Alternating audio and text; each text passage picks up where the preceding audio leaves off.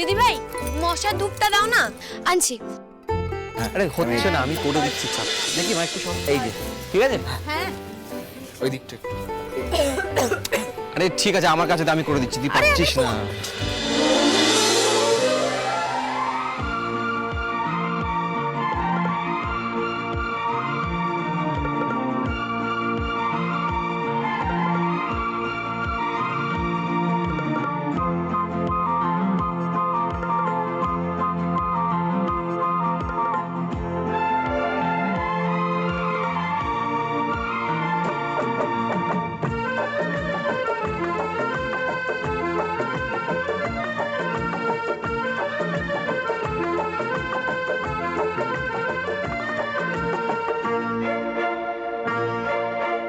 বাবা यूं ही कट जाएगा सफर साथ चलने से कि मंजिल आएगी नजर साथ चलने से यूं ही कट जाएगा सफर साथ चलने से कि मंजिल आएगी नजर साथ चलने से यूं ही कट जाएगा सफर साथ चलने से कि मंजिल आएगी नजर साथ चलने से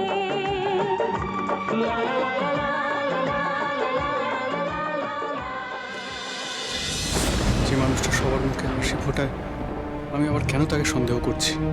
নিশ্চয়ই তখন আমারই দেখার ভুল হয়েছিল।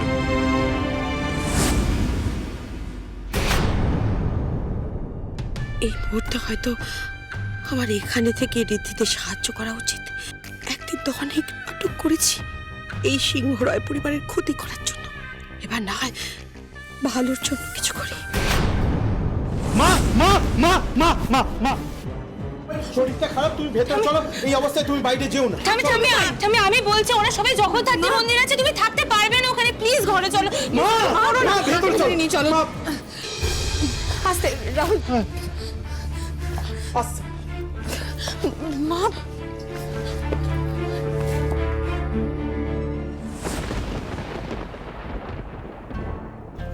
আমি ওই সিকিউরিটি গার্ডকে দিয়েছি প্রেসক্রিপশনটা দিয়ে, ও একটু পরে ওষুধগুলো নিয়ে চলে আসবে। ঠিক আছে মা, তাহলে ঘরেই রেস্ট করুক। বলছি অনেকটা ভেবেই বলছি কথাটা, তুমি এখন মায়ের ঘরে যেও না, ঠিক আছে? আবার তোমায় দেখলে রাগারাগি চিৎকার চেঁচামেচি করবে, কি দরকার বলো তো?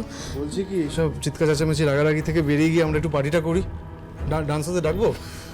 হ্যাঁ মানে রাত তো অনেক হয়েই গেছে, এরপরে পার্টি হলে আর কখন হবে? হবে হবে ভাই, কমন।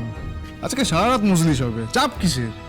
মৈনাক, আমি বুঝতে পারছি না তুমি প্রপার্টির বিষয়টা কেন এড়িয়ে যাচ্ছ, কাজের কথাটা ইগনোর করছো। দেখো অনেস্টলি আমি কিন্তু তোমাকে 100% ট্রাস্ট করি না। সেই ক্ষেত্রে এই প্রপার্টির ব্যাপারটা যদি আমরা আগে তুতি, তুমি না বেকার ভয় পাচ্ছ। আমি এই সিংহরায় বাড়ি নিলামের ব্যবস্থা করেছি, কাল নিলামের লোক আসবে এখানে।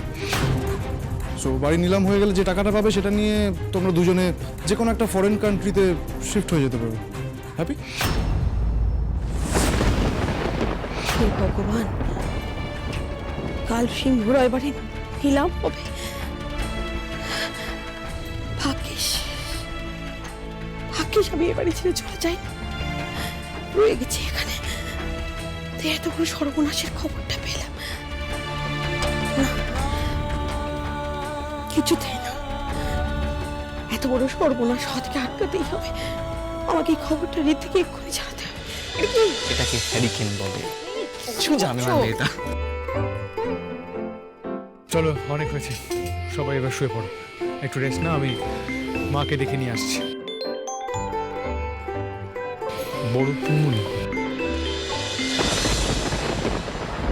হ্যালো ঋদ্ধি,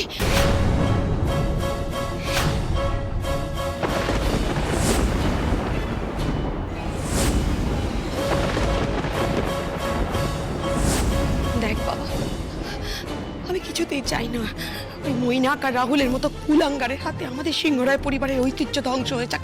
আমি তো কিছুতে সহ্য করতে পারছি না ঋদ্ধি। বাবা তুই একটা কিছু কর, প্লিজ ডু সামথিং।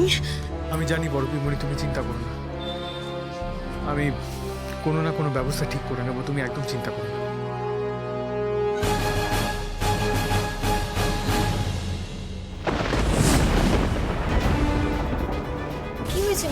কি হলো বাবা? বড় পিউনি কি বলো? তুই টেনশন কেন করছিস? বলুন না ঋদ্ধিমান বাবু।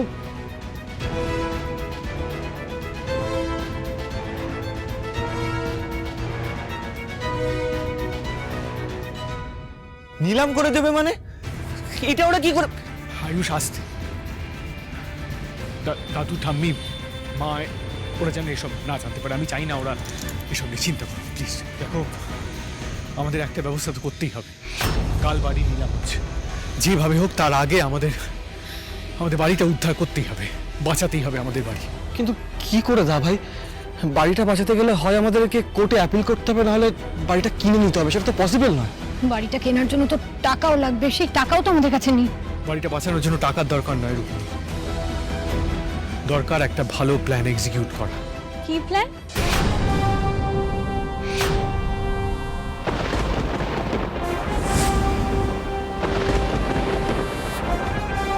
কিন্তু এটা তো ঠকানো।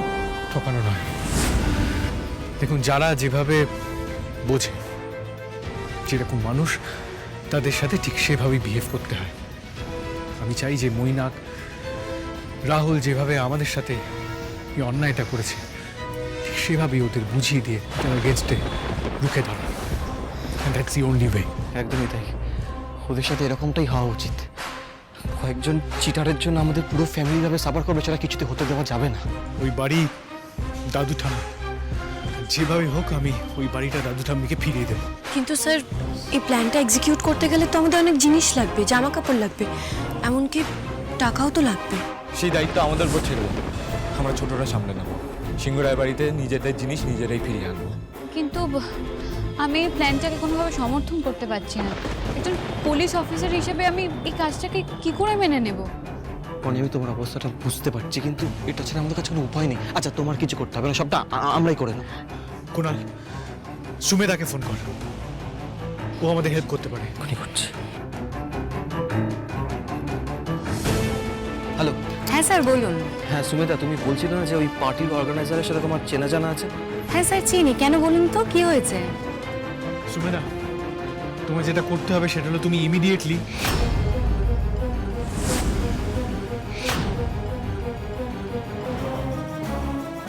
হ্যাঁ স্যার, পারবো। ঠিক আছে, থ্যাংক ইউ।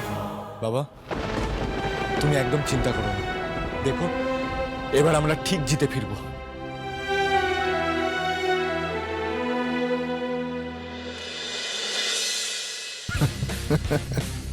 মৈনাক আঙ্কেল, তুমি যে বললে ডান্সার এক্ষুনি চলে আসবে, বাট এখনো তো কেউ এলোই না।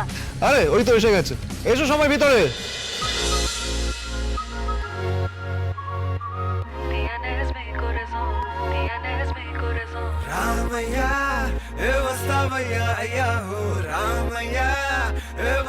হ্যালো আয়ুষ।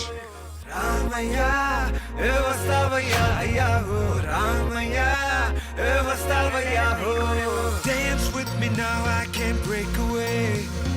आज सारी फिक्रें तू shake away. दिल थिरकता डांस वाले ग्रूव पे, नाचू मैं तू स्टेप मेरा वेक वे। आज सारे काम कल पे डाल के, दिन नाच जाए ताल पे। इसको जैज ब्लूज सारे भूल के, देसी वाले गीत पे तू झूल के भले किया छैया रे, अब करता था तैयार। रमैया मस्तावैया।